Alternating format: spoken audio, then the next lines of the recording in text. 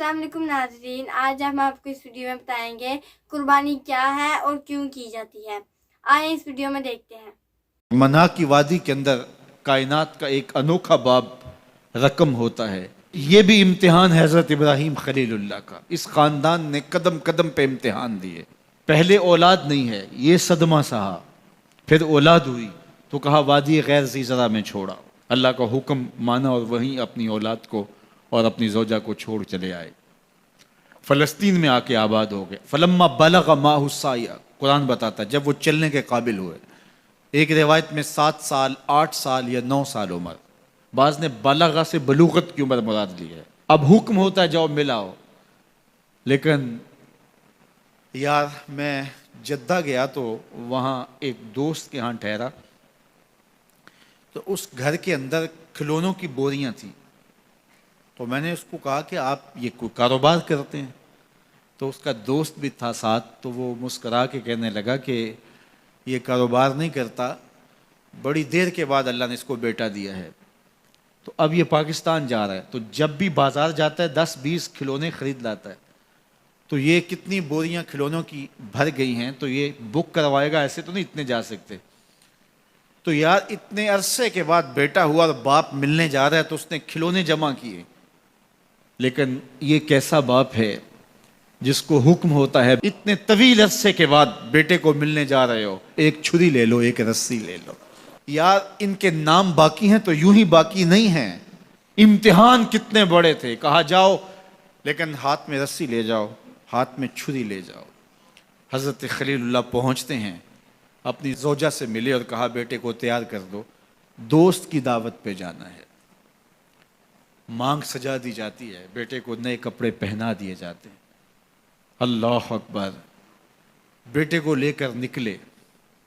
यार बेटा उन फवाने शबाब में हो, चढ़ती जवानी हो, तो बाप देख करके कितना खुश होता है। और फिर उसका बेटा भी इकलौता हो, और बेटा भी बुढ़ापे का सहारा हो, असाए पीरी हो, रब से मांग मांग के लिया हो।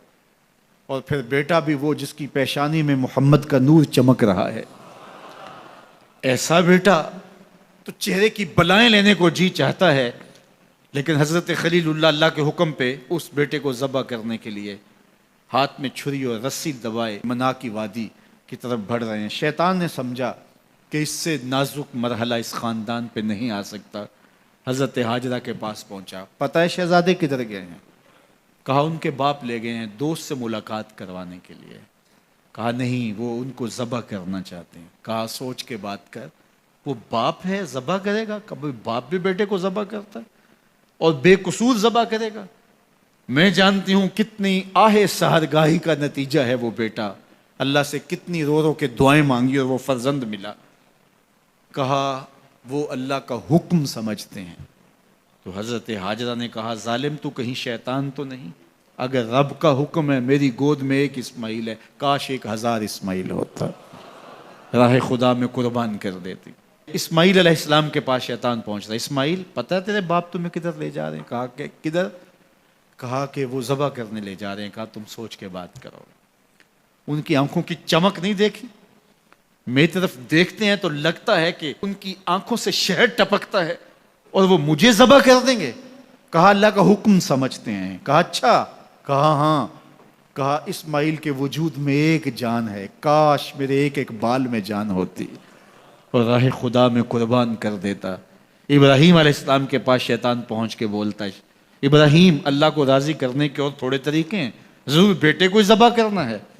तो वो भी कंकर उठा के मारते हैं और शैतान को रास्ते से हटा के मंजिल की तरफ बढ़ते हैं। कुरान ने वो सारा मंजर बयान किया है। फलम्मा बलग़ माहु साया, बाप बेटे के पास आया और कहा बेटा मैंने ख्वाब देखा है कि मैं तुझे ज़बह कर रहा हूँ। फंजुर माज़ा तरा, बता तेरी राय क्या है? बेटे पर सख्ता तारी हो जाता, आंखें फटी की फटी रह जाती। बाप क्या बोल रहा है? लेकिन ये फैजान नजर था या कि मकतब की करामत थी। सिखाए किसने इस्माइल को आदाब फर्जंद। अल्लाह अकबर। फर्जंद हो तो इस्माइल ज़बीहुल्लाह जैसा। फंजुर माज़ा तरा, बता तेरी राय क्या है? बेटा खामोशी इख्तियार कर लेता। अस्सकूत मिन अर्रिज़ा, तो सुकूत भी रिज़ा से है, उसकी खामोशी भी रिज़ा मानी जाती। और जब اس طرح کی سراسیمگی کی کیفیت ہو تو خاموشی ہی رضا ہوتی ہے. بیٹا کہتا ٹھیک ہے آپ ذبح کر لیجئے، یہ بھی امتثال امر ہوتا، لیکن بیٹے نے 2 قدم بڑھ کے بات کی. بیٹے نے کہا یا ابا تفعل ما تؤمر ستجدنی انشاءاللہ من الصابرین. ابا جان ذبح کیا ہے، جو کرنا ہے کیجئے.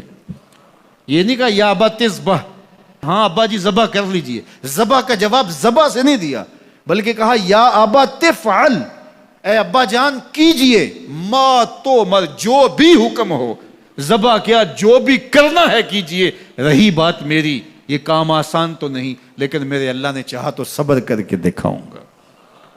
منا کی وادی ہے، باپ اور بیٹے دونوں نے طے کر لیا. باپ ذبح کرنے پہ راضی ہے، بیٹا ذبح ہونے پہ راضی ہے. یار اسلام من مانی کا نام نہیں ہے، اپنے خواہشات کو پورا کرنے کا نام اسلام نہیں ہے، اپنے آپ کو مالک کے سپرد کر دینے کا نام ایمان ہے. اس کا نام اسلام ہے. یہاں دیکھیے فلما اسلما، جب دونوں نے طے کر لیا، دونوں راضی ہو گئے. باپ ذبح کرنے پہ راضی ہو گیا، بیٹا ذبح ہونے پہ راضی ہو گیا. وَتَلَّهُ لِلْجَبِينِ، اور باپ نے بیٹے کو پیشانی کے بل لٹایا. قرآن نے وہ سارا منظر بیان کیا ہے. اس پر مفسرین کے 2 قول ہیں. ایک یہ کہ الٹا لٹایا تاکہ کفا سے ذبح کروں، گردن کے پچھلے حصے پر چھری رکھ کے ذبح کروں گا، منمونہ چہرہ میری آنکھوں کے سامنے نہ ہو اور میرے دل کے اندر کوئی جذبہ رحم نہ جاگے جس سے اللہ کے حکم کی تعمیل میں دیر ہو جائے. اور دوسرا معنی یہ کیا کہ آپ جانور قربانی کے لیے ذبح کرتے ہیں تو اس کی گردن کو بل دے کے اس کی پیشانی کو زمین پہ لگا دیتے ہیں تاکہ یہ رگیں تن جائیں اور ذبح کرنے میں آسانی ہو. حضرت اسماعیل کی معصوم گردن کو بل دے کر کے ان کی پیشانی پتھر کے ساتھ جوڑی گئی. وَتَلَّهُ لِلْجَبِينِ، پیشانی کے بل یوں لٹایا گیا کہ گردن کھل جائے اور بیٹے کو ذبح کرنا آسان ہو. آنکھوں پہ پٹی باندھ لی کہ یہ منظر تو دیکھا نہیں جا سکے گا، اللہ کے حکم کی تعمیل بھی بہر صورت کرنی ہے. سعادت مند بیٹا بولتا ابا جان مجھے رسیوں سے جکڑ لیجئے، کہیں ایسا نہ ہو کہ میں تڑپوں اور اللہ کا حکم پورا کرنے میں آپ کو دیر ہو جائے. باپ بیٹے کو رسیوں سے جکڑ لیتا ہے، ہاتھ میں چھری پکڑی ہے، ذبح کرنے لگتے ہیں تو بیٹا بولتا ہے ابا جان رسیاں کھول دیجئے. کیوں؟ آپ کا منصوبہ، آپ کا پروگرام تبدیل ہو گیا. کہا نہیں. تو پھر کیوں رسیاں کھولوں؟ کہا کہیں ایسا نہ ہو کہ کل کا مورخ لکھے کہ باپ ذبح کرنا چاہتا تھا، بیٹا ہونا نہیں چاہتا تھا، باپ نے باندھ کے کیا. کھول دیجئے، نہیں تڑپوں گا. رسیاں کھل جاتی ہیں. بیٹا پیشانی کے بل لٹایا ہوا ہے، ہاتھ میں چھری پکڑی ہے، منا کی وادی ہے، کارکنان قضاء و قدر کی چیخیں نکل رہی ہیں، حوریں تھرا رہی ہیں، زمانہ کانپ رہا ہے، منا کی وادیوں پر تھر تھراہٹ ہے. مالک قیامت آنے والی ہے. فرشتے بھی پوچھ رہے ہیں کہ مالک کیا ہونے والا ہے. کہا تم کہتے تھے انسان کو پیدا کر رہا ہے، سجدے تو ہم کریں گے، ذرا میرے بندے کی ادا تو دیکھو، ذرا میرے بندے کا انداز محبت تو دیکھو، میری فرما برداری، انقیاد امر اور اطاعت اور امتثال امر کی مثال تو دیکھو، ذرا دیکھو میرا بندہ میرے حکم کی تعمیل کیسے کر رہا ہے. اللہ اکبر. کائنات آنکھیں جھپک رہی ہے، سورج منہ چھپا رہا ہے کہ یہ منظر دیکھا نہیں جا رہا، اور منا کی وادی تھر تھر کانپ رہی ہے کہ ایک بوڑھا باپ ہاتھ میں چھری پکڑے اپنے نو نہال فرزند کو ذبح کرنا چاہ رہا ہے. عجیب منظر ہے کائنات کے اندر. حضرت ابراہیم آگے بڑھے، بیٹے کی گردن پہ چھری رکھی اور پوری قوت کے ساتھ چھری کو جنبش دی. اللہ اکبر. لیکن ایک بال بھی نہیں کٹا. پاس پڑے پتھر پر چھری کو مارا. لما تقطع یا سکین، چھری کاٹتی کیوں نہیں؟ تو چھری نے آواز دیا الخلیل یامرنی والجلیل ینہانی، خلیل مجھے کاٹنے کا کہتا ہے، رب جلیل کہتا ہے خبردار ایک بال بھی کاٹا.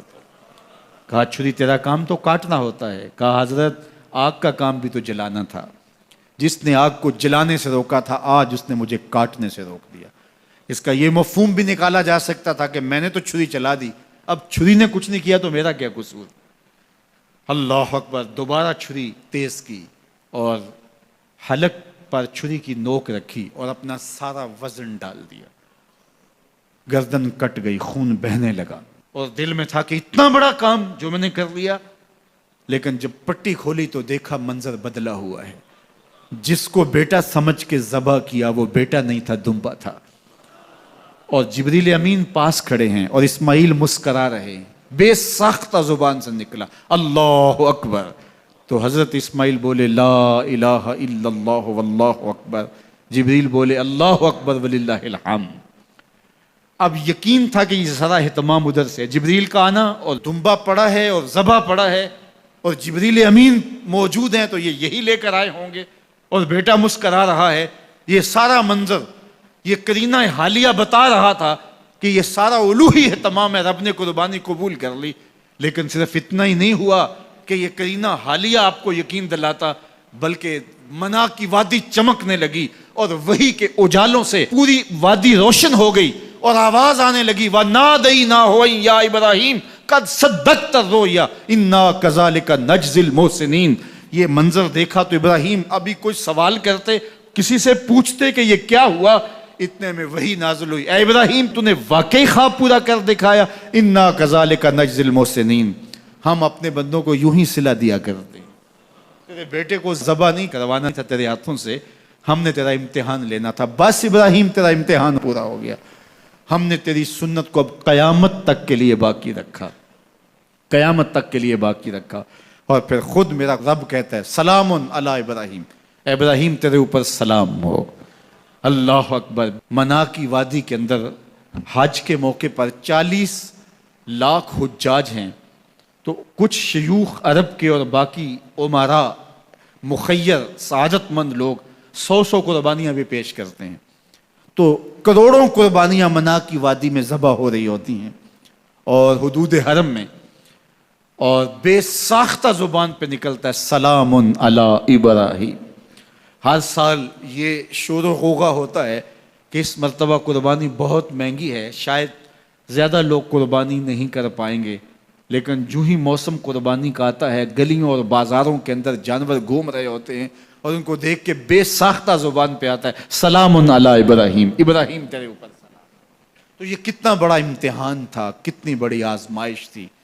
لیکن اس آزمائش سے سرخرو نکلے, نمبر بھی پورے 100 حاصل کیے, کامیاب اور بامراد اور کامگار ہوئے. آج ہمیں اس سنت کو باقی رکھ کر کے ہمیں وہ یاد تازہ کی جا رہی ہے کہ میرے ایسے بندے کہ جو میرے حکم پہ اپنی سب سے عزیز چیز بھی قربان کرنے سے گریز نہیں کیا کرتے.